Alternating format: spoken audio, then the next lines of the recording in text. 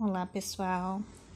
Então, vamos a mais uma aula de Química para o segundo ano do ensino médio. E nessa explicação, vai ser uma explicação bem rápida, onde nós vamos relembrar alguns pontos relacionados à tabela periódica, porque nós vamos ver como as características de cada elemento pode influenciar nas propriedades do material, como ponto de fusão e ebulição, consequentemente vai influenciar nos estados de agregação, tá?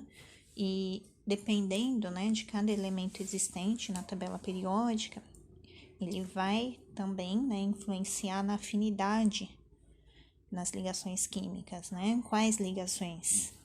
Nós temos 3 tipos de ligações químicas, são elas covalentes, iônicas e metálicas. E aí nós vamos ver, pouco a pouco, cada uma delas, tá?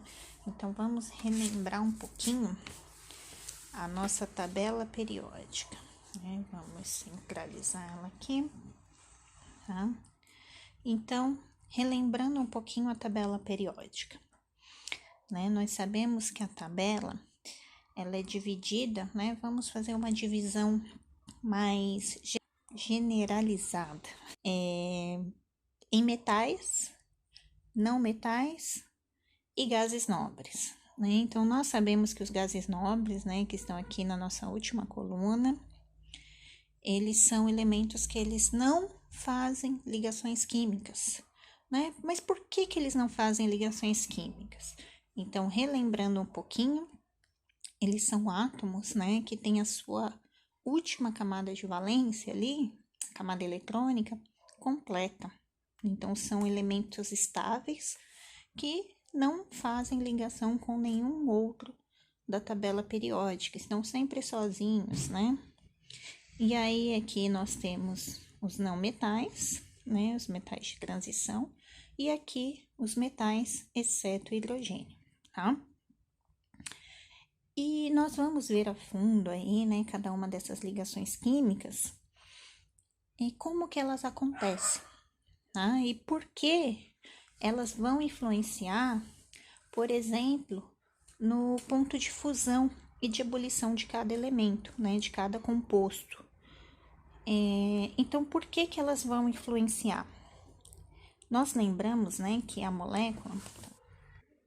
Então, vamos ver aqui, uma molécula de água, por exemplo. Nós temos 2 hidrogênios, que se ligam a um oxigênio. Então, existem ligações entre esses átomos para formar uma molécula, tá?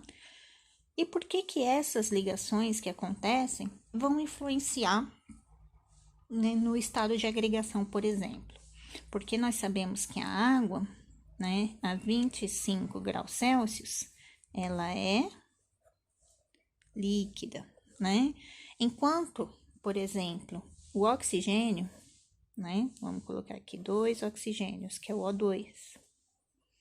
Então, aqui eu tenho 2 oxigênios. Eles também têm uma ligação aqui entre eles. Porém, a 25 graus Celsius também, ele é um gás, Então, o que acontece, que muda, esse estado de agregação nessas 2 moléculas?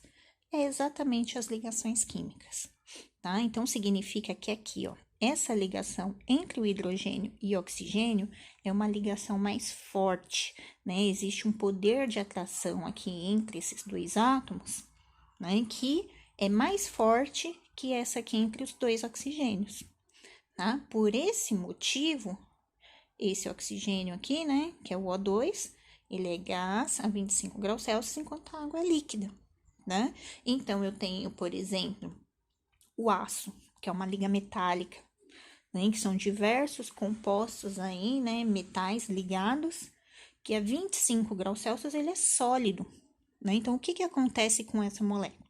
Existem ligações, atrações entre esses átomos, que ainda deixam mais fortes, tornando ele uma substância sólida a 25 graus Celsius, tá? É só a ligação que influencia, no estado de agregação da matéria? Não, né? Nós temos outros pontos que também vai influenciar se a substância é gás, líquido ou sólido, mas esse é um dos motivos, tá? A força da ligação química entre os átomos da molécula, né? E, consequentemente, vai alterar o quê?